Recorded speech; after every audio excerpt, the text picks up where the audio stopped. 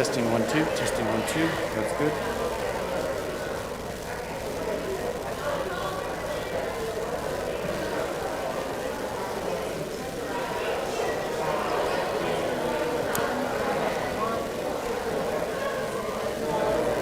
Not going on. It's one. It's just one. Well, you might be Natalie. What a one. You might be Natalie. Allowed us to do Kindertransport. Oh, yes. Yes. Good. Testing 1 2. Check 1 2 2. Testing 1 2. Yes.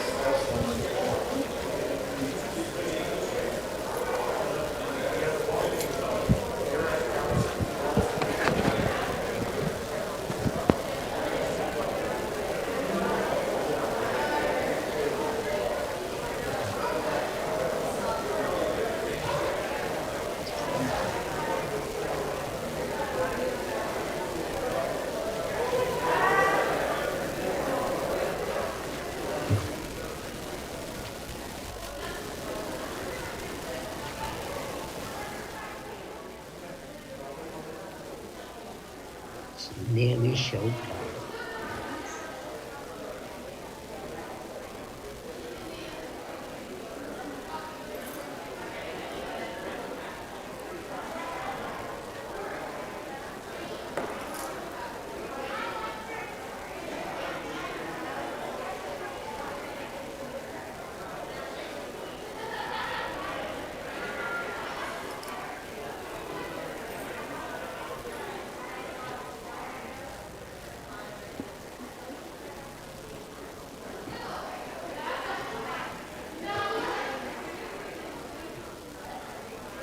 And Professor Rosenfeld is going to Christy same place.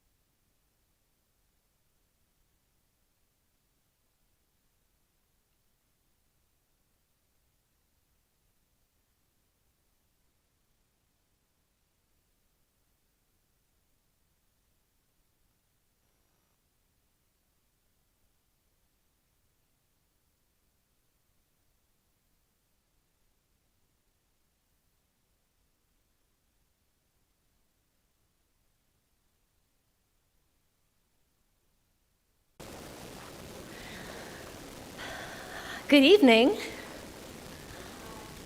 Hi, everybody.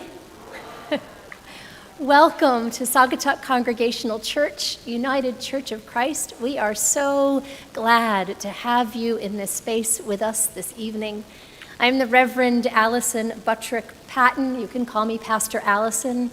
And on behalf of the youth group here at Saugatuck Church and on behalf of our whole congregation, welcome to you who are our guests and our neighbors this evening. We are so glad to have the Conservative Synagogue and Rabbi Jeremy Wiederhorn and Seth Golub and the youth of TCS. If you're from TCS, could you just wave a hand? Awesome. TCS is in the house. I understand we may also have some folks from Temple Israel here this evening. At the risk of calling you out, do we have some Temple Israel folks? If you're in the house, there we go. Outstanding, welcome. Saugatuck Congregational Church, I know we have some of our folks here. Wave a hand. I know we have more out there who are hosting as you arrive. And if you are from elsewhere in the community but heard about this gathering and came, you are equally welcome. If you are in any other category this evening, welcome. Good evening, so glad to have you here. What an honor to gather on this particular evening to commemorate Kristallnacht with Ruth Zimbler, who will be joining us from New York City, and you will get to hear more about her and from her shortly. You will also be hearing from Professor Gavriel Rosenfeld. So glad that you are here. I just want to say thank you for taking the time this evening to come out to share this space and to hear this story, this testimony, and to honor the struggles of the past and commit to our ongoing friendship and our ongoing commitment to build communities of health and healing and peace in the face of ongoing threats of violence. It is these kinds of gatherings that equip and empower us to be communities that can pursue peace with justice in the world. So thank you for doing that tonight. And it is my honor to invite forward Rabbi Jeremy Wiederhorn to extend his own words of welcome.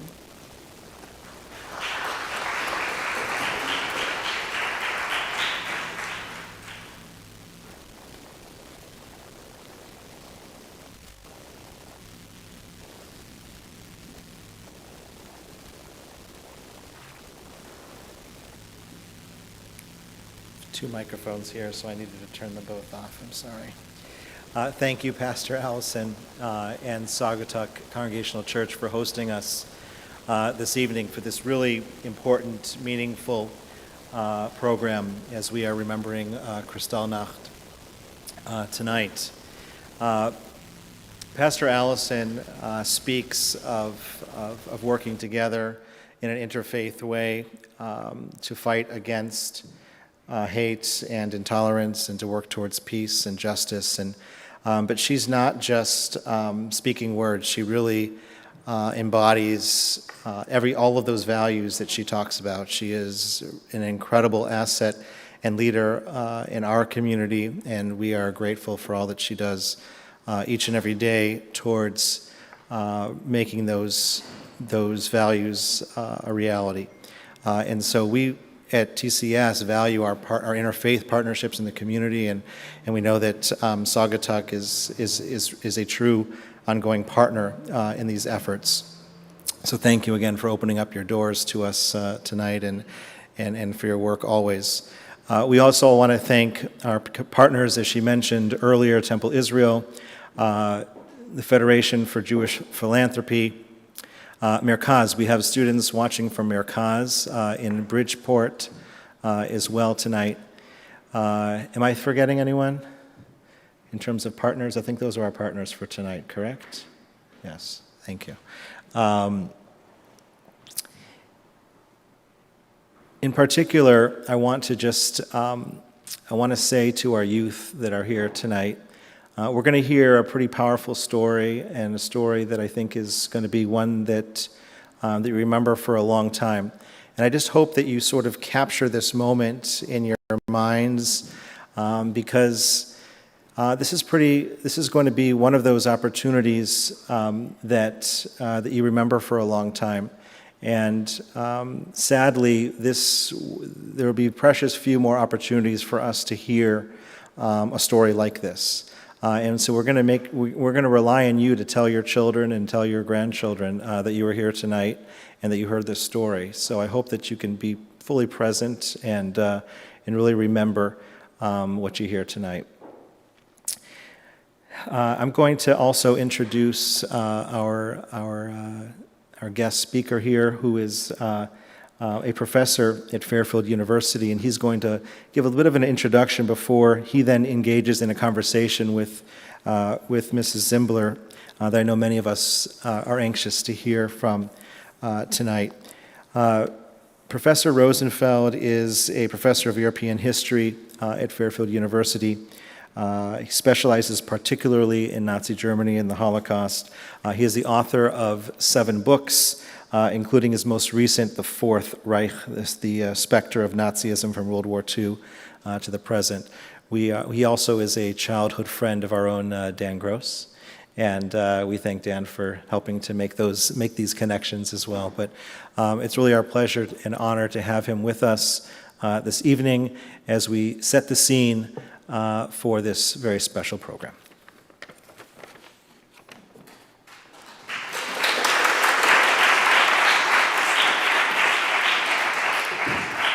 Hi, everybody. Really glad to be here. Thank you so much for showing up. I'm going to try to get all the attention. I'll be ecumenical and give my time to the Protestants as well. Ruth, it's very very nice to meet you. Hello to Mindy there somewhere. I'd like to just begin by saying that I just got done with a conversation at Fairfield. We had an hour and a half panel discussion with many faculty and students, about 100 students, about the quote-unquote history wars, how history today in America is becoming a political football, how it's being weaponized, issues of critical race theory, some of which, in the form of new laws in states like Texas, have actually impacted Holocaust education, which we could perhaps talk about a little bit later. But I think it's important, especially for young people, to understand that history has never been more important in the context of trying to appreciate Ruth's comments, which we'll hear very quickly. I thought it would be important to set the stage for Kristallnacht 83 years ago, November 9th, 1938. November 9th, of course, the most important date in all modern German history, for reasons later on we could also perhaps get into if we want to. But if I go to the first slide, we'll just set the stage for the events that Ruth experienced personally in Vienna. So the Night of Broken Glass, Kristallnacht, of course, takes its name from the shattering of Jewish shopfront windows, Jewish synagogues, over 1,000 of which were attacked and burned, to the tune of 300 or more being entirely destroyed. But if you can actually look to the next image, this is Baden-Baden, the synagogue very much aflame. You can see how in this period, November 9th and 10th, there was violence that erupted all across Germany. And without wanting to simplify the origins of this eruption of violence, if I could have the next image, I'll be able to perhaps provide a little bit of background as to why this happened. So the next image would be... Okay. As is so often the case, it's a matter of chance, a chance event that sparks this larger conflagration, this empire-wide pogrom in Germany. The man on the right, Ernst von Rath, was a minor German official in the embassy, the German embassy in Paris. The man on the right, Herschel Grinspan, was a 17-year-old young boy, not too much older than some of the kids here in the room, who went in, asked for an audience with him, and shot him to death, twice in the stomach. There were rumors at the time, later used actually by Herschel Grinspan's defense team, that there was a gay relationship between the two men, that the man on the left was actually a predator and took advantage of the Polish-Jewish refugee, Herschel Grinspan, on the right. We don't know to this day what the truth of that was. In fact, we don't even know what Herschel Grinspan's ultimate fate was. He may have died in 1942. He was kept in a concentration camp, in all likelihood for a show trial after the Nazis might have won the war. But then when the Nazi regime got wind that his defense would involve this accusation homosexual predatory relationship, they decided to perhaps just get rid of him altogether, although there were rumors after the fact that he survived and eventually made it to Israel under an assumed name. Anyway, why did Herschel Greenspan assassinate Ernst von Rath? If you can turn to the next slide, please, you'll understand that there's a massive refugee crisis going on in Germany in the fall of 1938. It's estimated that there were 70,000 Polish Jews of Polish citizenship who lived in Germany in the years prior to 1938, but by this point in the fall of that year, the Nazi regime is trying to expel as many Jews as they can out of the country. Keep in mind, in 1933, when the Nazis got into power, there were 500,000 Jews in Germany. About 150,000 of them had fled between 1933 and 38, and the Nazis are trying to further accelerate that migration of Jews out of the country. Earlier in November, about 15,000 Polish Jews are going to be deported across the border there, where you can see right here between Neuengamme and the Polish village to the east, but the Polish government wouldn't accept them. Which brings to mind, of course, present-day refugee crises that we have been well aware of, certainly in the south of our border. But what this basically consigned 15,000 Jews to was, in this no man's land, was a period of tremendous privation and hardship. They were given no food. They had no way of supporting themselves against the elements. And of those 15,000 Jews, 2 of them were Herschel Greenspan's parents. And in despair at the plight of his parents, he decided to lash out against the only symbol of authority he could find. He himself was living in Paris at the time with an uncle. He decided to take matters into his own hands and launch this assassination. If you can give me the next slide, please, we'll get to the statistic that is crucial also to keep in mind with regard to Ruth's story.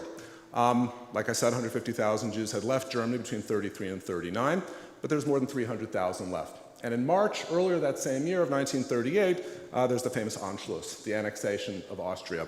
And that brings 200,000 more Jews into Germany, this expanded Germany, all at once, which you can see from a Nazi perspective is somewhat counterproductive. You've gotten 150,000 Jews to leave, now you've got 200,000 more. What this basically led the Nazi regime to do was intensify their persecution of Jews, to just try and drive them out, to emigrate if they could find a third-party country to take them. This is going to be the background for the pogrom, because what the Nazis were essentially waiting for was just a pretext. And this assassination of Ernst von Rath, the news of his death comes to the Nazi regime, and here's where we'll come to the conclusion, at a very important date, if I can get the next slide. Because on November 9th, 1938, all of the party elite have gathered in Munich to celebrate the infamous beer hall putsch of 1923. And one of the people who was supposed to deliver an important speech was the Minister of Propaganda, Joseph Goebbels, who at this point in time was on the outs with Hitler.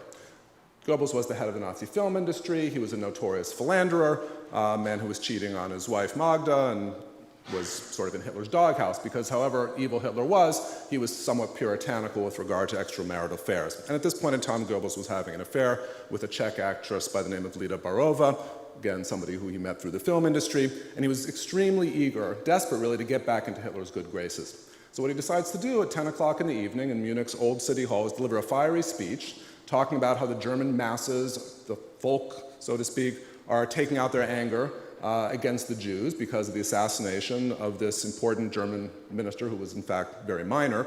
And it's taken as a signal by local SA officials all across the country to basically just let their own radical stormtroopers run wild. It's a get-out-of-jail-free card for the thugs in the SA, the Sturmabteilung, and that's what sort of sets off the whole parade of violence. And if we can get to the next image, you'll basically see the very sobering statistics, with which I'll conclude, and we'll turn the story over to Ruth to hear a first-person account. At least 91 Jews were murdered in mob fashion by crowds all across the country. It's estimated that possibly 1,400 Jews were murdered. Again, there's the official Nazi statistics and then subsequent eyewitness reports. At the same time, 30,000 Jews were deported to concentration camps, Dachau and Buchenwald especially. Like I said earlier, more than 1,000 synagogues attacked and vandalized, more than 300 destroyed, 7,500 businesses absolutely destroyed, and to add insult to injury, Hermann Göring decides to levy a 1 billion Reichsmark fine on the German Jewish community. Why? To pay for all the damage that they have allegedly incited through this assassination. It's going to be a notorious episode of violence on November 9th and 10th that's going to drive further Jews to emigrate, but it's not going to solve the quote-unquote Jewish problem for the Nazis, because on the eve of World War II, before the Nazis end up embracing mass murder as their solution of the quote-unquote Jewish problem, there's still 150,000 Jews in Germany, not to mention millions of others across Europe. So what I think would be important for us to understand against this backdrop is how one individual, Ruth Zimbler, in Vienna, experienced these events. And Ruth, if we could get you live again with Mindy, we've coordinated a series of questions which will allow you to reflect and tell us your own perspective on the events of November 1938. Can you see me okay, Ruth? I think we need to unmute possibly. I think Mindy, I think there's an unmute function we have to hit. In the meantime, I want to thank Professor Rosenfeld for his introduction. This is now going to engage in this conversation with Ruth. I also want to let Ruth and Mindy thank Mindy Hirsch is with Ruth in New York City know that we have a full house here at Saugatuck Church, our Congregational Church. We have over 100 people currently watching virtually as well. And hopefully we'll have, in addition to Professor Rosenfeld's questions and dialogue with Ruth, we'll have the opportunity for some questions live here as well. If you have questions, Kendra Katan will help facilitate those with Seth. And if those of you online would like to ask a question, you can use the chat function as well. Hopefully we'll get to them at the very end of the program. Perfect. Ruth, so can you hear me okay? Yes, I hear you fine. Excellent. It's an honor to meet you. Maybe we've got everything functioning. Ladies and gentlemen, we have a lot of balls in the air technologically speaking, but I think we're going to make this work. So Ruth, Mindy and Julie and I the other day came up with a bunch of questions that will allow you to speak freely about your experiences, but we just wanted to ask you to start.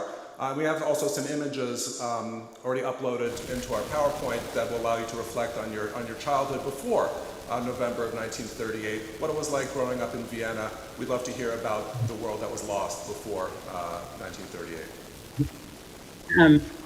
Yes. When 1938, I was exactly 10 years old, and I noticed a lot of young people here in the room.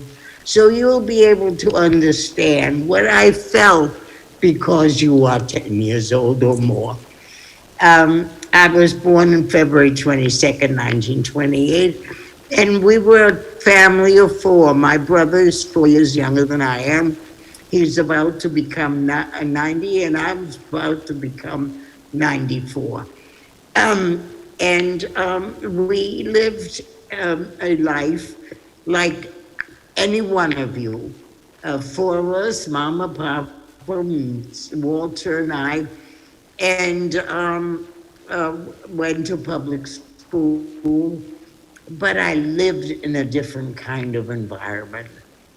The largest synagogue in Vienna held 2,242 seats. So you can imagine how big it was. It also had two identical apartment buildings on either side, one on the left, one on the right. I lived in the one on the left. And between the synagogue and my apartment, there was a courtyard, and that's it. We looked at the synagogue. You see it? Now, this is the synagogue, which was a work of art, gorgeous, and I lived right here and looked at the synagogue. So you see how close I was. I went to public school, which ended at 1 o'clock every day, and the kids in my class, Jewish, non-Jewish, all came to play in the yard because it was so safe, no cars or anything, and we just did the usual thing. We played tags, we played with a stick and a ring, and we ran around all over the place. At 3 o'clock, I had to go to Hebrew school, which was on the third floor in my building. And the building consisted of 4 apartments, 4 people in an apartment, all having to do with the Jewish community, because that's where Papa worked. He was in the social services department. So all of us lived like you would, just exactly the same before March 1939. Hitler marched into Austria to great acclaim on March 12th, 1938, and immediately, we had a different life. My mother took me to the library to get 2 books, which we did every 2 weeks, and they refused to give me books. It stung. It still stings when I think about it. Why wouldn't they give me books? I was Jewish. I was Jewish 2 weeks before, but now I was really Jewish. And my parents had different experiences. My mother couldn't go marketing in the morning. We had no refrigeration. Remember, this is 1938. And the farmers who came in from the country with their produce every day, they also had no refrigeration. So by the time they led her market to shop at 4 in the afternoon, everything was late. And you had to do the best you could without the fresh things that we were able to buy before. My father was caught in the street to scrub the street on his knees with a scrub brush. He was lucky he had a brush because a lot of them had toothbrushes. So, as you see, 2 days later, things changed for us. So that was the difference from the days before. And then, of course, my friends who came after school, nobody showed up. The Jewish kids were scared, and the Christian kids didn't want to have anything to do with us. So there we were. Those were the days. Ruth, if I could interrupt for a quick second, there's some photographs we have uploaded that maybe you can say a couple of things about your childhood and some of your family members, and that way we'll have a sort of visual sense of some of the important personal connections you had back in Yes, Vienna. of course. Now, this is my 3rd grade class. That's the last time my schooling was perfectly normal. After this, it all went to pieces. And I was not permitted to come back to school in May of 1938. Now, you remember that Hitler marched in on March 12th, and this is May. So it's just 2 months later. They said, bye-bye, don't come back to school. And my mother and father had to take me to a Jewish school because the school that they assigned to us was about an hour and a half away from my house. So this is the last time it was normal. And if we could see the next image. You have. Oh, this is the inside of the synagogue that we showed you first. Is this gorgeous or is this magnificent? You see how big it is? It has 2 ladies' galleries, not just one. And it was tremendous. And we had a youth service before the regular service on Saturday. And of course, I had to show up, and so did my brother. Okay. And if we could get the next image. Oh, well, this, you see, the building in the back with the curved windows, that is my building, and it's still standing. What is in front is the rubble that was left when they had destroyed the synagogue. But I have to be honest, I never saw this. When I left Vienna on the Kindertransport, the building was still standing, but it was burned out. The whole inside was burned out. So let's go back live, and we can rewind just a second. I think it's important, Ruth, what you've already mentioned, which is that already within a couple of weeks to 2 months after the Nazis marched into Austria in March of 1938, your life was already profoundly affected. Exactly. And that is already 8 months before Kristallnacht itself even erupts in November of that same year. So there's a steady persecution that's developing. Constant injustices, constant denigrations all the way through. Every day they thought of something else. And so were there already family members or acquaintances who were trying to leave even before Kristallnacht, or was it There were a Kristallnacht? tremendous number trying to leave.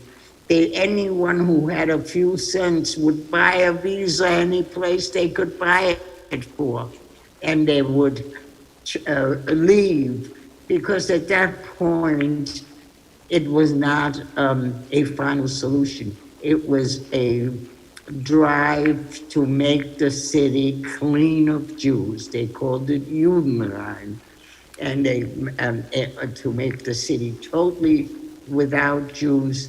They did everything they could to get people out. And my father was greatly involved in that because he could interpret documentation that nobody could figure out. And this is one of the things that saved his life.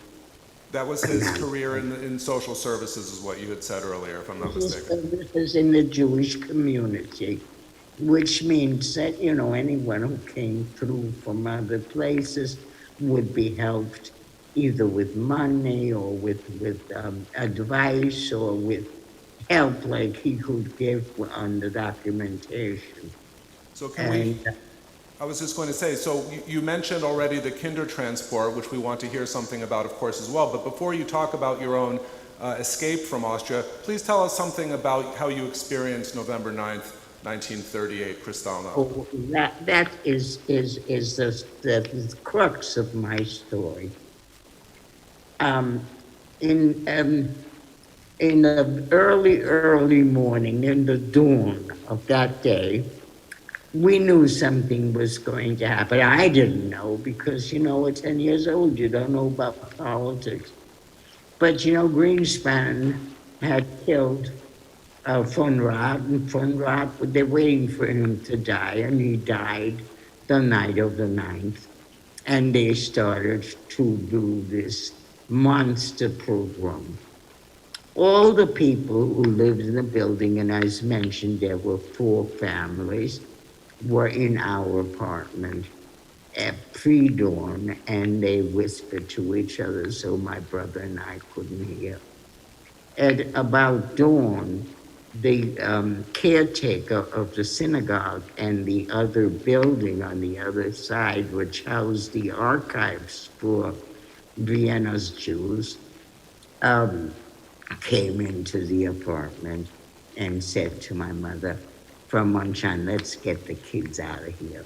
So she packed a little bag and she took us out into the suburbs of Vienna, where my father had an elderly aunt. They figured they'd leave the old lady alone. So she left us there for the aunt to take care of that. And so, and she left for Vienna, back for Vienna. And then she, and we stayed. A few hours after, a big burly Nazi came into the apartment, Tante's apartment, and said to her, "This is no longer your apartment, it's now mine. Get out of here, you Jewish sow." And she said, "I can't, I have to take care of these children. They're important to me." And he said, "I don't give a damn what you do with the children, just get out, it's my apartment now." So she cried, she packed us up, she took us back. It was about 5 o'clock, and you know how dark it gets in November. At 5, it's happening to us right now. And we went into the building, into the apartment, and you know what? There was a poster on the door which said, "Do not enter." There was a German seal, and there was a swastika. on the door, and there was nobody around, no papa, no mama, no housekeeper, Marie. So we went back out in the street, and the fire engines were all along the side of the synagogue, one after the other, and the firefighters were standing there doing nothing, letting it burn. And you know, I used to say to everybody, imagine. You don't have to imagine. A few years ago, Notre Dame Cathedral in Paris had this horrible fire, and I'm sure you all watched it because it was a news story for days, and it was scary as all get out. And you know that a fire like that is scary, and this is what this was. It was so frightening, and there was my little brother, 6 years old, and I was a little past 10, 10 and a half, and we just really didn't know what to do. Tante went over to one of the firefighters and said, "Where do you think their parents are?" And he said, "Oh, they've probably been deported to Poland." And and she said, "Why don't you put out the fire?" And he said, "We have orders to let it burn and to stand by that it doesn't catch to the buildings around." But there were some friends who lived across the street from us and were watching this from their fourth floor apartment. So they waved us up to the apartment, they gave us something to eat, they put us to bed. We went to sleep. Tante stayed, but in the early morning she went back to her apartment. And miracles, miracles, they said that Nazi had no right to claim the apartment. It was not his. And they let her stay there, and she spent the rest of her life there through the war, too. Anyway, we look out the window, Walter and I, and my mother is wearing the same clothes as yesterday, and she's looking around. And so we called her up, and she was so surprised to see us because she thought we were safe. And she had come back, and she'd found the door locked the same way. And she had no idea where my father was. My father had been arrested along with Marie. Marie was let go, of course, because she was not Jewish. And my father was taken to Dachau, as Professor Rosenberg mentioned. And he was so lucky because he had this talent of interpreting and visualizing and seeing what could be done with these complicated, stupid documents that they changed practically every day. But they didn't want the Jews out of Vienna. So the Nazis came and got him out, said, "Go to work." And they put him to work at his office. He slept in his office, and they brought him food, and he was working day and night. And remember, the telephone was in the apartment, and you couldn't get in, and you didn't have a cell phone. So after 3 or 4 days, finally, my mother and father found each other somehow. And we were locked out of the apartment for 10 days. And then after the 10 days, we went back to the apartment. Now, the apartment had an oak door with 4 panels, 2 on top, 2 on the bottom. One of the panels on the bottom was knocked out, and a skinny person must have gotten in because there wasn't a thing left in that apartment that was nailed out. And I mean bedding, I mean clothing, I mean Judaica, I mean silver, I mean jewelry, whatever you can think of.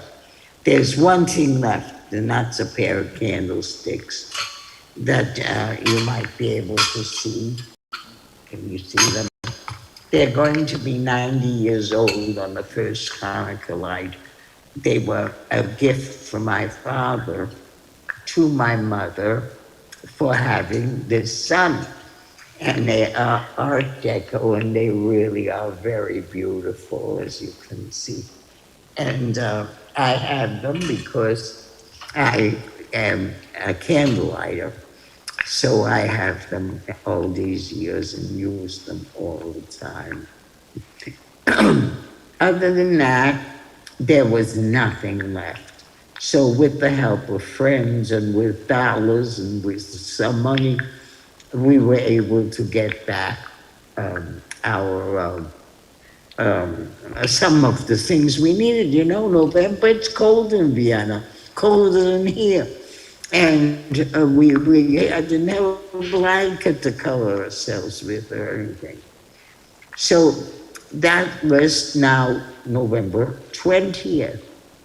And you see how quick this all happened from March to November.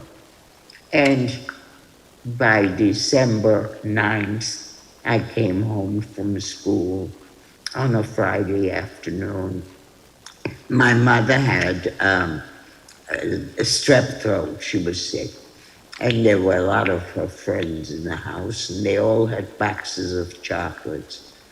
And I said to her, my mother, Mama, how come they bought chocolates?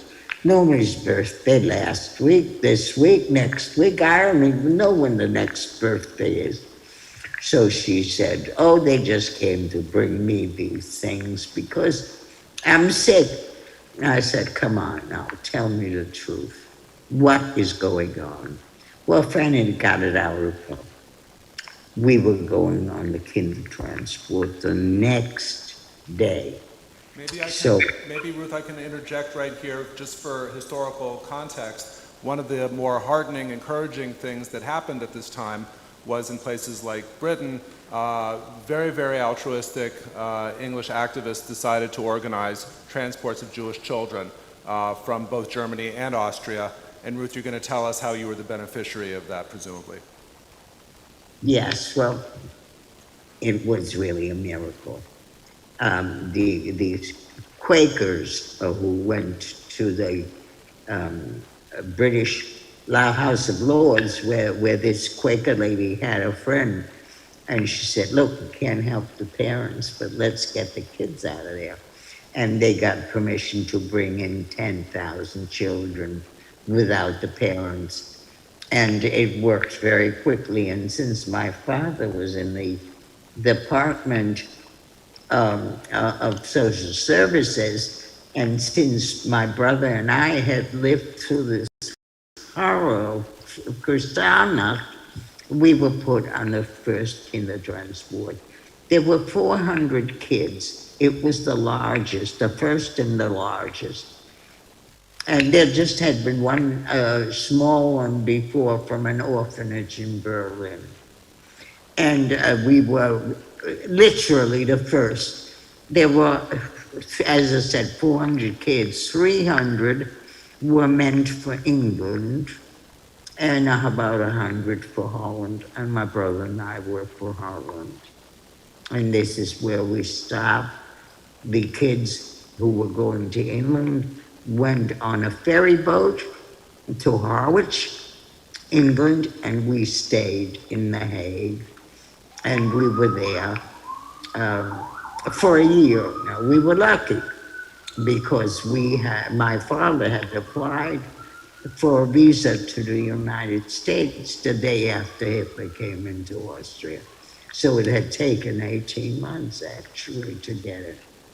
And we corresponded, of course, and I got the letters. As a matter of fact, gave them to the museum in Holocaust Museum in Washington.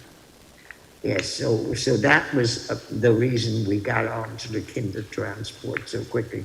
Can you tell us about your experience in Holland? What kind of family you were with, and how that period of your life? We weren't with a family. We were in an institution. Oh, you were in an institution. And we were first. There's a picture of the. Well, let's do this one. There's a picture of the school that was used for us for the first 6 weeks when we were quarantined, and got all the shots that anybody ever wanted to get. They did all kinds of things to um, show us the country and to see the culture. And one of them was my favorite. You see, this is me. This littlest one is my brother Walter, and the other kids are from different places. The oldest ones in the back row are from Berlin. And we are at the North Sea. That is where our particular part of the institution was. And it was exciting because I'd never seen a big body of water before, because Austria is landlocked, you know, we got lots of lakes, but no big, and here was this expanse of water. It was wonderful. And when you think about it, because you're all so close to the ocean, can you imagine this the first time that you see this expanse? It's really quite wonderful. Yes. And we had a very wonderful people coming in. Now, we lived here, and this was a beautiful, beautiful home that had been left to the Dutch government by the family who had gone to Indonesia. And so it was had been used for many different things. This time they used it for us. We were about 60 or so kids who were of different races, because they divided the three, about 300 kids into different places, one for boys, one for girls, and this one was so that they wouldn't separate siblings. And they brought in teachers to teach us English, to keep up with the sciences and with math. And they were really good to us. We all had chores. We all learned how to plant. We each had a piece of ground that was ours, and we planted flowers and radishes and rhubarb and all kinds of things. And they really took very, very good care of us. At what point did you realize that you weren't going to be there permanently and this was just a temporary situation? You know what? I never even thought about it, but I really didn't want to be away from my parents. I didn't want to go in the first place. And then when I was told that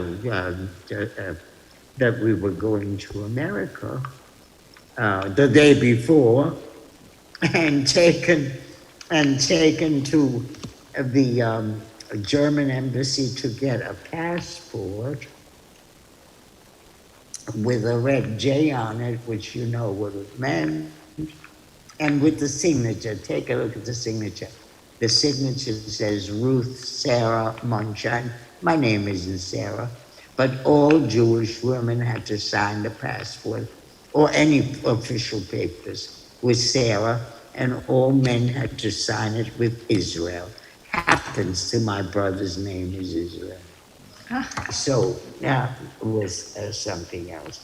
And this is a picture that was taken there and sent to my parents during the time.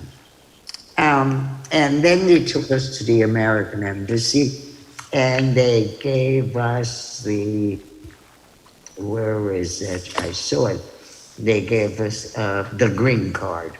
Well, but you can imagine what that looks like. Can you tell us, Anyway. the date approximately when you left Holland for the United States? There are two things I wanted to give you something before today. We moved from this place that I just showed you to the city of The Hague. And I didn't know why. It was at the end of August of 1939. Okay? So it was the end of August, and you know what happened September 1st? The Nazis invaded Poland, and World War II started. We had tickets for a French ship to come to America for September 5th. But we had to go back to Vienna to be examined physically by the American embassy. American doctors didn't want sick people to come into the United States, which is perfectly made sense. Well, the Dutch, who had been taking care of us for all these months, said, we're not sending the kids back into a war zone, forget it. So everything was dropped, the tickets were forfeited, and my father was going to work every day. You know, they still had him doing the same thing that he was doing before. And so all of a sudden, on October 15th, they told me we were going to America tomorrow. And I said, I am not going to America. Where are my parents? I'm going to be further away from them than I was now. And I will not go. But of course, you know, kid talking, 11 years old. So they took us to the embassies and got us all the papers so we could go. And we went the next day to Rotterdam to take a ship to come to the United States. I was convinced that my parents would be on that ship. They weren't. I was devastated, totally out of my mind. But that's what it was. And I got on the ship with my brother in the evening, and the ship sailed at midnight, and that was October 16, 1939. And of course, at that point in time, I was just going to say, at that point in time, you had no way of knowing that in May of the following year, the Nazis were going to invade the Netherlands and France and Belgium. Exactly. And it was still, you know, he was still able to move around the house. But the next day when I woke up, there was a big storm in the English Channel. And I thought I was going to die because I was seasick anyway, all right over. I went to the library, wrote a letter to my parents, told them I was going to die, and they had been good parents and goodbye. And of course, look at them, 93. But it was really something else. But the ship was damaged. The screw in front of the ship was damaged. And we took 3 more extra days to get here. So my brother and I came on October 26th. Can you tell the young people in the room how long it took you to get across the Atlantic Ocean? Given how we're used to being. I was just going to say, for young people who might not understand how arduous a journey it was to get across the Atlantic Ocean on a ship, how long did it take? It took 10 days, and that was a long time. And you know, I was so seasick the whole way over, and it was really difficult. I got better when I got to New York, and I saw the Statue of Liberty. See the Statue of Liberty? I got instantly better. Mm-hmm. And of course, I fell in love with this country the minute I put my feet down on it. Can you tell us a little bit, moving into the happier phase of your young life, how you went about thinking about your recent experience and trying to move on into the future, while at the same time not forgetting about all the hardship you had been through? How did you balance the memories of persecution with wanting to make a new start in America? My parents came 3 weeks later, on November 17, 1939. And of course, that was one hell of a reunion, you can imagine. And it took about, by the way, the person who met us, my brother and me, was an aunt of my mother's, that none of us knew. And she picked me up, my brother, and took us to her home. She had a brownstone in Bed-Stuy in Brooklyn. And she took us in along with her mother and two of her daughters and a granddaughter. The granddaughter is exactly the same age as my brother. So the two had something in common. And, you know, it's strange. But I suppose there were certain things that affected me very deeply, and other things that you just took it, you know. You didn't know why, and you didn't know why they picked on you, but it was. I didn't always want to remember, but I did, because my memory thing is God-given. I mean, I really do remember every detail from the time I was like 4 years old, or maybe even younger. And so it's really been something that's been cooking in me for years and years and years, that I hadn't thought about, that I wanted to be an American, and that's all that mattered. And I got my education and my career and everything, and my wonderful husband, who was an American, whose mother already was American. She took call herself a Yankee. And I did not think about it until I started to volunteer for Hadassah in 1980. I made it to the board, and every year on November 10th, I stood up and I said, you have to remember, you can't forget this. This was the day that really changed the life, the being of every Jew in the country, in Europe. And I started it. And then our first trip to Israel at the beginning of 1968, after the Six-Day War, that's when I really started to identify myself and to start to talk about this, because I saw that people didn't know, and that I had something to share with them that they didn't know about. And in the last 10 years, I've been working for the Museum of Jewish Heritage in Manhattan, and I've been a speaker in their Speakers Bureau.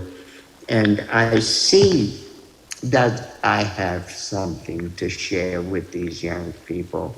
And I see this evening is so typical of what I believe, that we have to support one another, that we have to pursue justice, that we have to work with one another and educate one another, because through education, we're going to know each other better.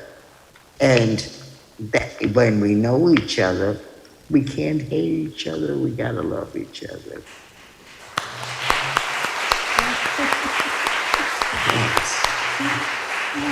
Ruth, we're all grateful for your reflections, and I'm sure you're familiar, as many people are here in the congregation as well, with the Hebrew phrase "lador vador" and passing on traditions from generation to generation. Would you be willing to take some questions from people of any generation who are? Certainly would. I can hear them. That's one thing I'm playing with for 93. Yeah, sure. No, absolutely. Thank you, Ruth. Amazing and so meaningful and powerful to hear your story.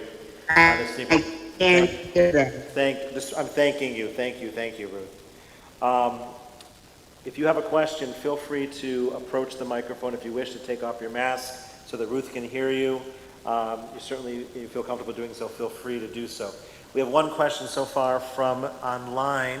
The question was, Ruth, if you can hear me, when you were leaving Holland, what did you know about the war, if anything? Nothing. Not a thing really. And you have to remember my age then. I was 10 and a half years old. Right. And no, actually, at that point, when I found I was over 11, politics was something that was so strange to me. And you guys who are in the audience today, who are 10, 12, 13 years old, I don't think that matters a great deal to you either. What matters to you is what you feel is happening. So I really didn't realize what was going on at all, and what effect it will have. Thank you. Please feel free online if you're asking questions to type it into the chat. If you have questions in the room and you'd like to come forward, please do. Barbara, if you have a question, I can ask it for you. Barbara, did you want to ask a question?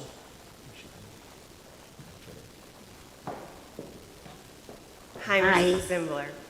I've had the opportunity to meet you, so I just want you to talk about two other things. One being your last memories of leaving Vienna, and the other about what it was like at the train station with all the parents and children saying goodbye to each other. And thank you. You're welcome.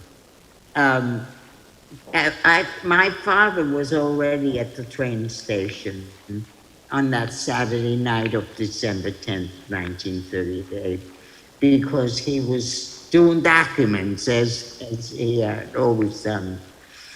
My mother had told you was sick, so my aunt took us to the railroad station. The walls of the synagogue were still standing at that time, and my aunt said to me, "You go over to the wall, kiss the wall, you'll never see it again." Well, I had been okay up until that point. That moment, I lost it. All my composure was gone. And I cried my eyes out, and I was so upset. And my brother, 6 years old, very immature, very cute, said to me, "Ruthie, if you don't stop crying, I'm going to have to cry, and then we'll really be in trouble." So I stopped crying. We went to the station. We said goodbye to my father. My father said, "Don't worry, we'll meet again in 6 weeks." Well, 6 weeks I could get my head around. We used to go to the country in the summer for 6 weeks. Come back, and there he was. So we said goodbye, and you can imagine 400 sets of parents, and everybody feeling the same way as we all did. Some were crying, some were hugging, you name it. It was a very, very emotional and sadly emotional moment, as you can well imagine. And we got on the train, and we were traveling all night, and we picked up kids all the way at towns and villages, and even I think we got a few from Czechoslovakia, because it went, that's the way the train went. And it was every town we went into, the Nazis came up on the train, because the train was only us kids, the 400 people, and harassed us, didn't let us get a good night's of sleep, and that's what happened. So that, Julia, is that Yes. full answer? Thank you, Ruth. Those questions came from Julia Genzer. I just want to thank publicly Julia, who chaired this program, introduced us to Ruth, and also with the help of Mindy Hirsch, who's there with Ruth in New York City right now, and Monique Greenspan, who also put in a lot of time to make tonight possible. I want to also thank them for making this evening possible.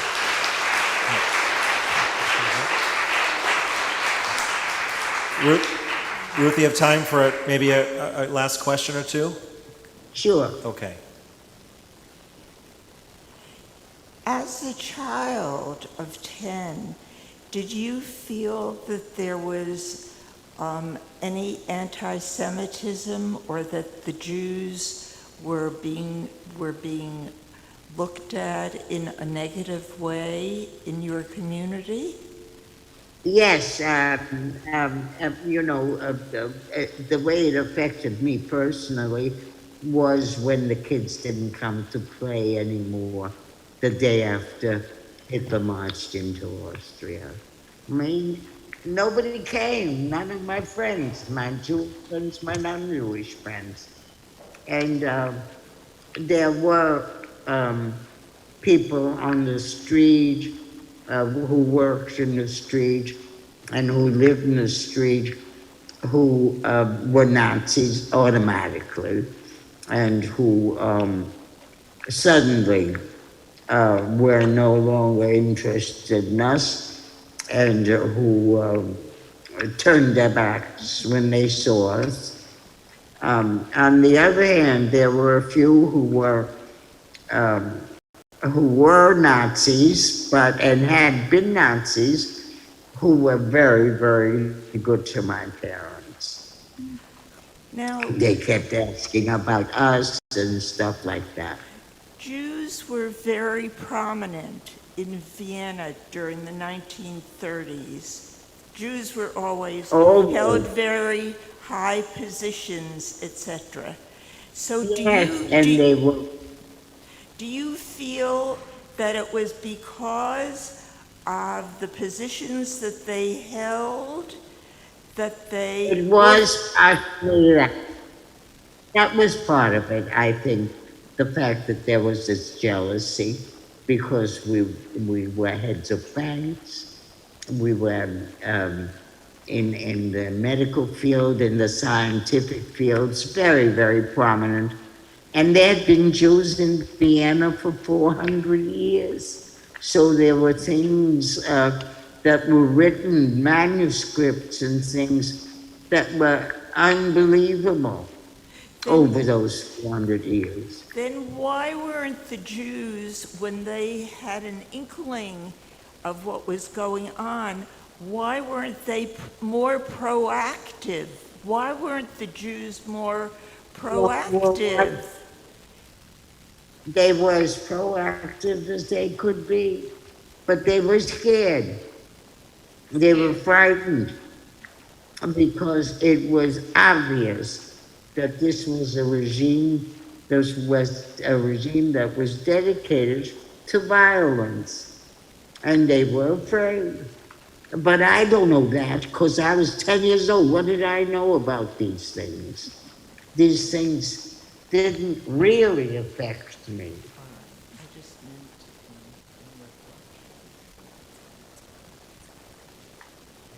Thank you, Barbara.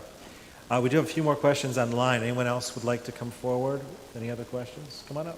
Yeah. In the meantime, while we're waiting, Ruth, what were the conditions on the boat? And did you have any contact with the other?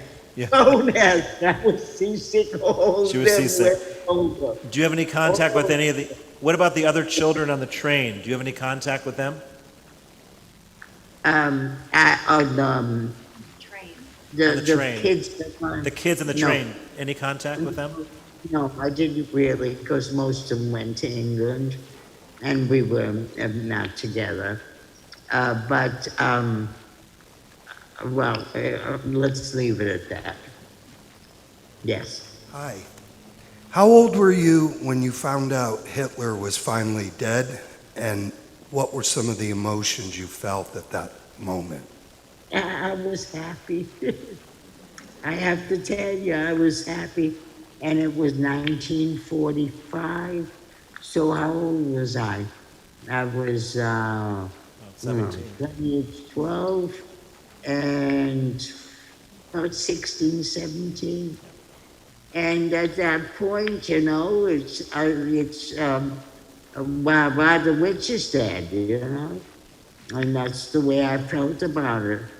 And, and I hoped it was true. Yes. Ruth, question here. What did you tell your children about your childhood? Did you tell them about Kristallnacht? Did you tell them when you came? Did you tell them? Yeah. My children know everything. Because by the time I had the children, and they were old enough to listen, like my daughter was, I think, 4 years old when yes, exactly, because she was born in 64, and this was 68 when I really discovered that I had something to share. So she was 4 years old. So they really have lived through this with me. They're very proud of what I do. And I really have to tell you, I'm proud of me too. Because I really think I'm making a difference to some people that listen to me. Not everybody, but to some.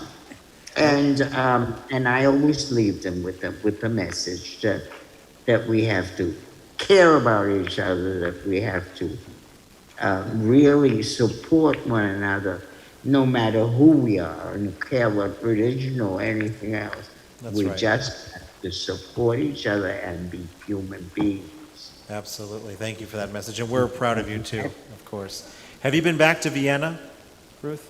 Couple of times. First time was 1955 when the Russians were moving out.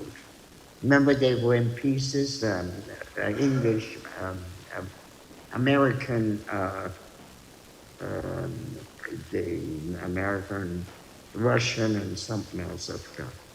But the reason I went is because my brother was stationed in Germany at the time, and I wanted to go to Europe. And so I met him, and we traveled together for 4 weeks. And I really went particularly to check on the graves of my grandmother and my uncle. And that's why we went. And then later in the 90s, after my husband passed away, my daughter wanted to see it. And I took my daughter and my daughter-in-law for a week. And that was interesting. Yes. Hi, thanks so much for speaking to us tonight. Hi. I wanted to know how your parents were able to come to America. Okay, see, they all had visas. Remember, my father applied for a visa the day after Hitler came in? And they had the visas ready to go, but we couldn't go to back to Vienna to be examined. Well, my mother was the kind of person that you don't say no to. I mean, you said no to my mother, didn't matter to her, because she's going to pursue it until you said yes. And she called the Dutch government when her friends were going to America, and she said, put the kids on the boat with them. And they said, you're crazy. And she called them every 2 hours for 2 days until they said, we got to get rid of this crazy lady. And they put us on the ship. And that's how we came to the United States. Now, my father worked until the last day before he left. Remember I told you about the documents that he interpreted? And then they were able to get on one of the last Italian ships to carry civilians. And they came on November 17th, 1939. We came October 26th. So this time what Papa said was true. It wasn't 6 weeks, it was only 3 until we could meet again. Tell them how long your parents lived. What kind of life your parents lived here. Oh, my parents lived here they started in 1940. January of 1940, they had a little apartment in Williamsburg, and my brother and I went and lived with them again. And we started school. Walter had never gone to school before. He was already 7 years old. But I was 12 at this point. And then my mother registered us for the regular public school because she said we were going to learn English. We don't need any special schools. And so we went to school because that was a humiliation for me because I was 12 years old and I put into 4th grade. But every 6 weeks they hiked me up with care. So by the end of the year, I was at my grade level, and that made me feel much better. Thank you, Ruth. You are an inspiration to all of us, and thank you so much for being with us and sharing your story this evening. Just remember what I said. Love each other. Care for each other. Remember what she said. Love each other. We want to thank Professor Rosenfeld for being here tonight. Thank you for having me. I guess we're done. And we thank once again our hosts here at Saugatuck Congregational Church, Reverend Patton, Craig Patton, Mark Matthias, everyone who worked tonight, and all the hosts that welcomed us. Thank you so much for for opening your doors to us.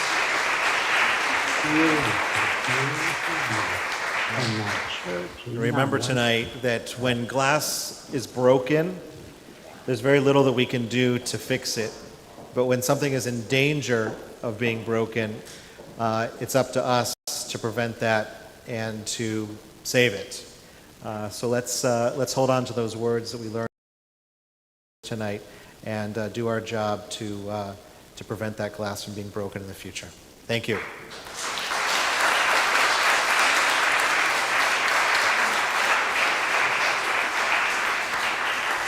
Thank you.